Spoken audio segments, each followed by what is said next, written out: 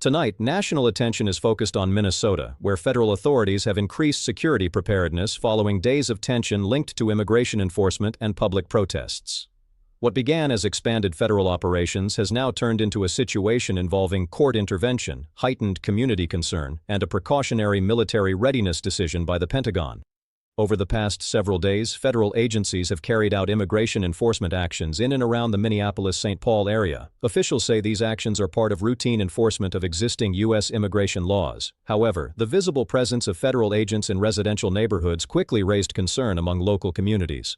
As word spread, residents, activists, and advocacy groups began organizing demonstrations. Many protesters said they were not attempting to block enforcement operations but wanted to observe and document how agents were interacting with the public. Early gatherings were largely peaceful, with demonstrators holding signs, chanting, and calling for transparency. Tensions increased as protests grew in size. In some areas, counter-protesters also appeared, expressing support for federal enforcement actions.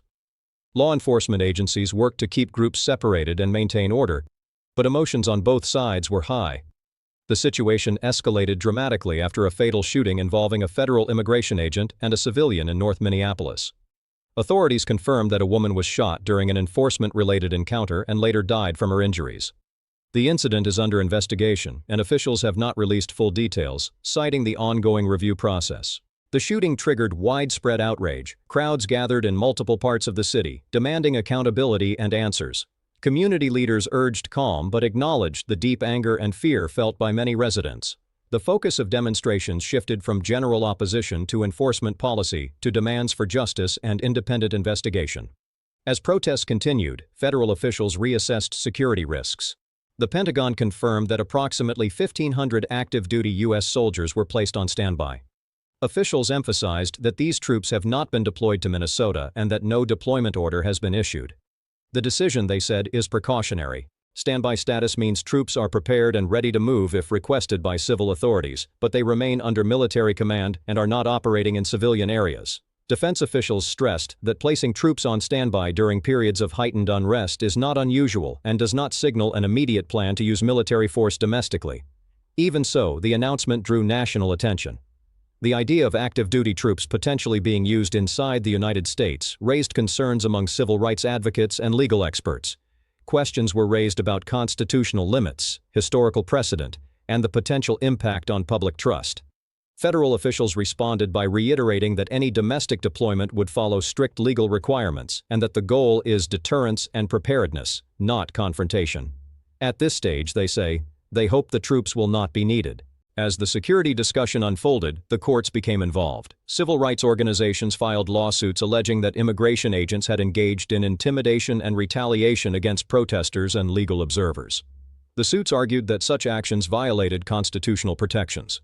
A federal judge issued an order placing limits on how immigration agents could interact with demonstrators.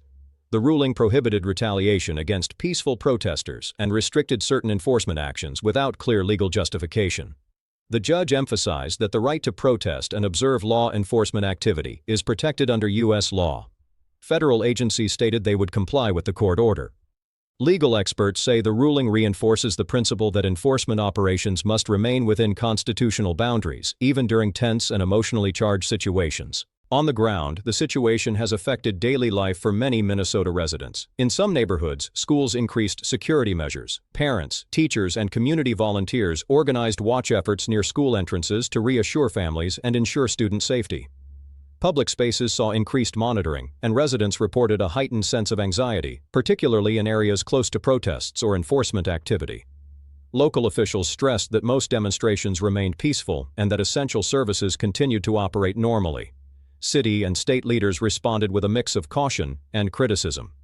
Some officials expressed concern that the scale of federal operations had contributed to fear and instability.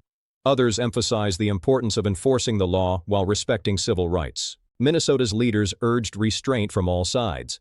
They called for open communication, lawful protest, and professional conduct by enforcement agencies. At the same time, they acknowledged the emotional toll the situation has taken on communities.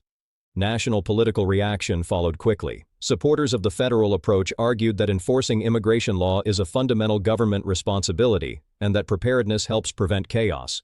Critics argued that aggressive enforcement combined with military readiness risks escalating tensions rather than calming them. Lawmakers issued statements reflecting deep divisions over immigration policy, federal authority, and protest response. Despite the debate, federal officials maintained that their actions were legal, measured, and focused on safety. Historically, the use of active-duty troops inside the United States is rare and typically reserved for extreme circumstances such as natural disasters or major civil unrest. Legal scholars note that simply placing troops on standby does not violate U.S. law, but actual deployment would require clear legal justification and narrowly defined roles. As of now, Minnesota remains tense but stable.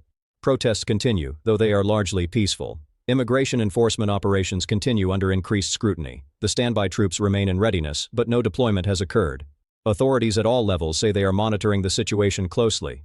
The outcome will depend on several factors, including the results of the investigation into the shooting, compliance with court orders, and whether tensions ease or intensify in the coming days.